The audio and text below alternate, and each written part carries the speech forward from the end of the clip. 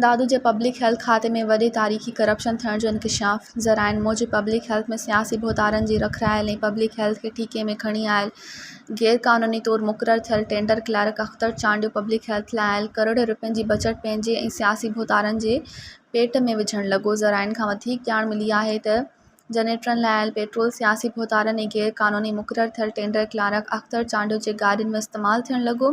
शहर जे सियासी समाजी अॻवान जावेद ख़ुश्क, जुनैद चारण ऐं ॿियनि मुतालिबो कयो त पब्लिक हेल्थ खे ठीके ते खणी आयल ऐं गुज़िरियल 20 खां गैरक़ानूनी तौरु मुक़ररु थियल अख़्तर चांडियो ख़िलाफ़ इंक्वायरी करे पब्लिक हेल्थ में थींदड़ करप्शन जी जांच करे मुलवस नौकरी तां बरतरफ़ करे सख़्त सज़ाऊं ॾिनियूं वञनि।